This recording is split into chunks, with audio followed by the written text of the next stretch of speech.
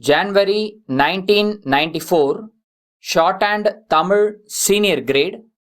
Get ready for the dictation. 10 seconds. 5 seconds. Start. தலைவர் அவர்களே, ஊராட்சி நிர்வாகம், கிராம வளர்ச்சி பற்றிய விவாதத்தில் பேச வாய்ப்பளித்தமைக்கு எனது நன்றியை தெரிவித்துக் கொள்கிறேன். மக்களாட்சியின் ஆணிவேராக விளங்குவது ஊராட்சிகள் என்பதை அனைவரும் அறிவார்கள். நாட்டுப்புறத்திலே வீடும் வயலுமாக இருந்து வாழ்க்கை நடத்துகிறவர்களுக்கு நிர்வாகம் தெரியுமா என்ற கேள்வி ஒரு காலத்தில் மேட்டுக்குடியினரால் கேட்கப்பட்டது. அன்றைக்கு பாரத பிரதமராக இருந்த நேருஜி அவர்கள் நடக்க பழகும்போது குழந்தைகள் தவறி விழுவது இயற்கைதான், அவர்களை தூக்கி நிறுத்தி மறுபடியும் நடக்க விட்டால்தான் நடைப்பழக்கம் வரும் என்று அழகாக பதில் சொன்னார். தவறு செய்தால்தான் அதை திருத்திக் கொள்ள வாய்ப்பும் அனுபவமும் ஏற்படும் என்ற கருத்திலே அன்றைக்கு சொல்லப்பட்டது. இன்றைய நிலையில் ஊராட்சிகளில் படித்த நிர்வாக திறமை உள்ள இளைஞர்கள் பொறுப்பேற்று நடத்தி வருகிறார்கள் என்பதை தெரிவித்துக் கொள்கிறேன். அரசாங்கம் சமுதாய வளர்ச்சி திட்டங்களை ஊராட்சிகள் மூலமாக செயல்படுத்தி வருகிறது.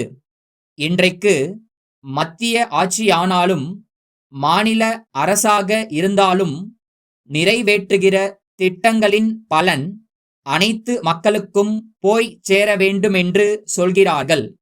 நடைமுறையில் அந்த நிலைமை இருக்கிறதா என்பதை நாம் சிந்திக்க வேண்டுமென்று கேட்டுக்கொள்கிறேன். விவசாயிகளுக்கு இலவசமாக மின்சாரம் வழங்கப்படுகிறது. அதே நேரம் உரம், பூச்சி மருந்துகளின் விலை ஏறிவிடுகிறது. உற்பத்தி செய்கிற விலை பொருள்களுக்கு உரிய விலை கிடைப்பதில்லை.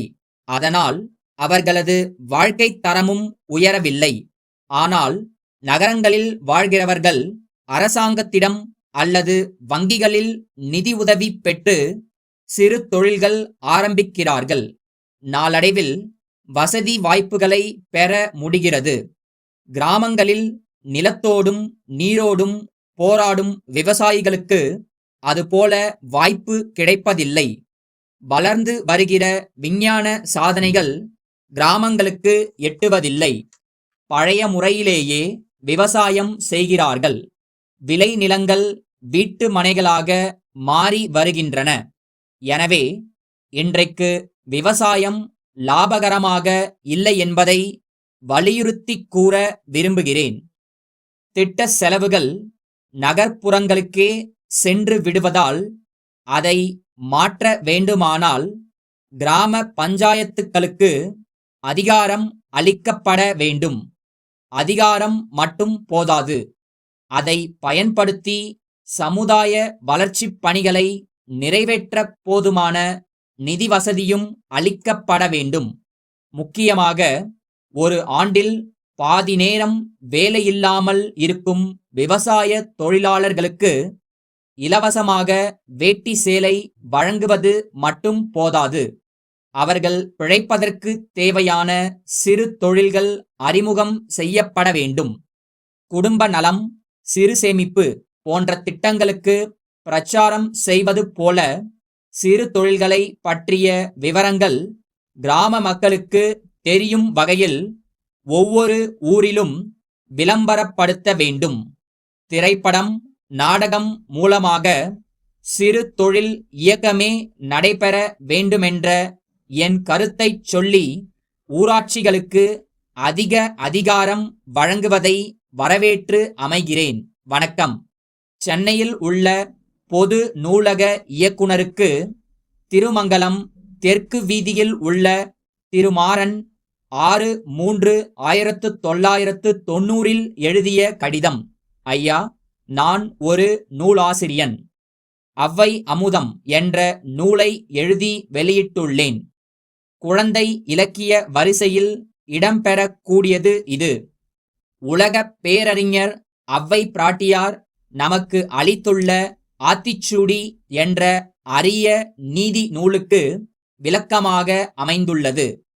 தமிழ் எழுத்துக்களை பிள்ளைகள் பயிலும்போது நீதிக் கருத்து நெஞ்சில் பதியும் வகையில் எழுதப்பட்டுள்ளதை தாங்களும் அறிவீர்கள்.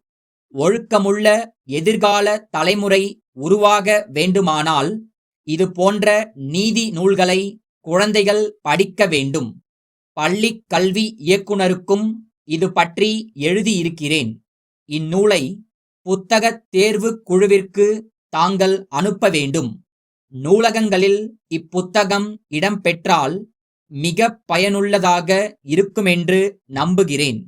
எனவே நூல் ஆசிரியனே வெளியிட்டிருக்கும் இந்நூலை அதிக அளவில் பெற்று எல்லா மாவட்ட நூலகங்களுக்கும் வழங்க ஏற்பாடு செய்ய வேண்டுமென்று கேட்டுக்கொள்கிறேன்.